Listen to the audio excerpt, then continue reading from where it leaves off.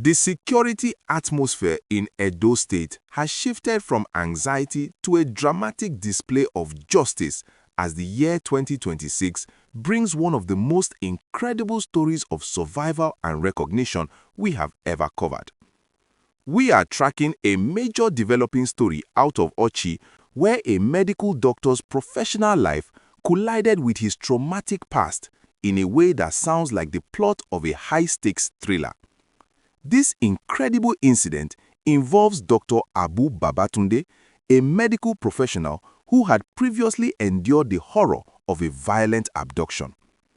On Sunday, February 8, 2026, the Edo State Police Command confirmed a breakthrough that has left the entire nation stunned. Dr. Babatunde spotted his former kidnappers right inside the hospital where he works. Imagine the sheer surge of adrenaline and the freezing chill of trauma that must have hit this doctor when he looked across the hospital premises and saw the faces of the men who had held him captive in the forest just weeks prior. The backstory to this confrontation is deeply tragic and explains why this arrest is so significant for the community. On January 2, 2026, Dr. Babatunde and his younger brother Tahir Abu were ambushed and kidnapped right at the gate of their residence along City Pride Road in Auchi. The kidnappers, operating with ruthless efficiency, demanded a staggering ransom of 200 million naira. In a heartbreaking turn of events that occurred while negotiations were ongoing, the criminals killed the younger brother, Tahir, leaving the family in absolute devastation. Dr. Babatunde was eventually released after a ransom of 50 million naira was reportedly paid, but he carried with him the heavy burden of his brother's murder and the vivid memories of the men responsible. Rather than hiding in fear after his release, the doctor eventually returned to his duties at the hospital, not knowing that destiny was about to bring his tormentors directly to his doorstep. The drama reached its peak when one of the suspected kidnappers, identified as Idris Abubakar, had the audacity to bring his own daughter to the Auchi General Hospital for medical treatment. He walked into the lion's den, perhaps believing that the trauma he had inflicted would keep his victims silent or that he simply wouldn't be recognized in a busy clinical setting. But Dr. Babatunde's memory was razor-sharp. He recognized the man not just as an abductor, but specifically as the individual who had reportedly collected the ransom money for his release. Maintaining a level of professional composure that is truly heroic, the doctor did not cause a scene that might have tipped off the suspects. Instead, he discreetly alerted the hospital security and local vigilante groups who moved in with clinical precision to apprehend Idris Abubakar and his accomplice, Sani Abubakar, right there on the hospital grounds. If you are finding this story as gripping as we are, and you want to stay updated on how the Nigerian security forces are finally turning the tide against these criminal networks in 2026, please take a moment to hit that like button right now. It is the best way to support the channel and ensure that stories of justice like this reach every corner of the country. And if you have not yet joined our community, click that subscribe button and turn on the notification bell. We are here every day digging through the latest reports to bring you the truth about what is happening in our nation. Your subscription helps us keep the light shining on these critical issues.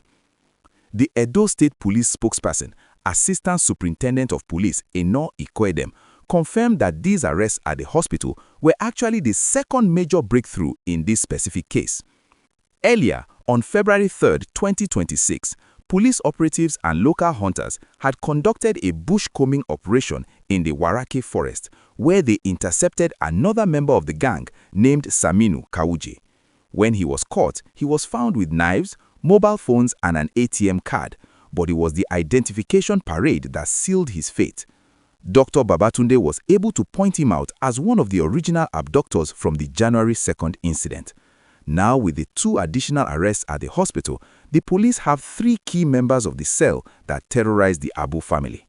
The Commissioner of Police, Monday Agbonika, has praised the doctor's bravery and reaffirmed that the command is committed to pursuing this case until every single member of this deadly network is dismantled.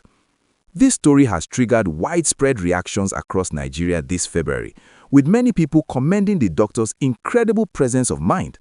To be able to treat patients and save lives while looking at the face of the man who killed your brother is a level of strength that is hard to put into words.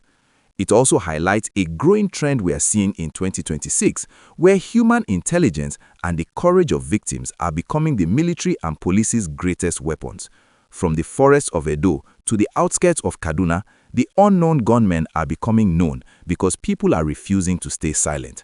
The arrest of Idris and Sani Abubakar at a specialist hospital proves that criminals are becoming overconfident, and that overconfidence is exactly what is leading them straight into the hands of the law. As we look at the wider implications, this incident serves a stern warning to those who think they can blend back into society after committing such heinous crimes.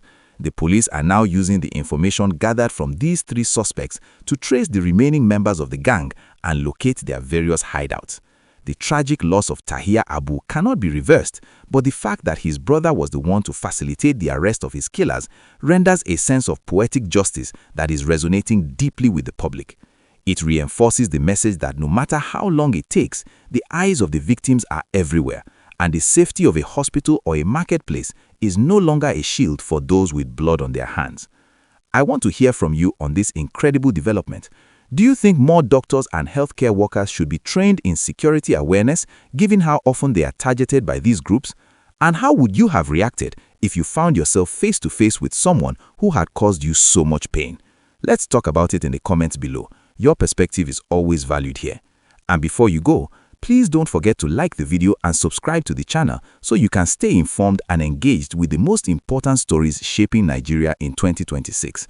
We will continue to track this investigation as it moves to court, and we will bring you every detail as it unfolds. Stay safe, stay vigilant, and we will see you in the next update.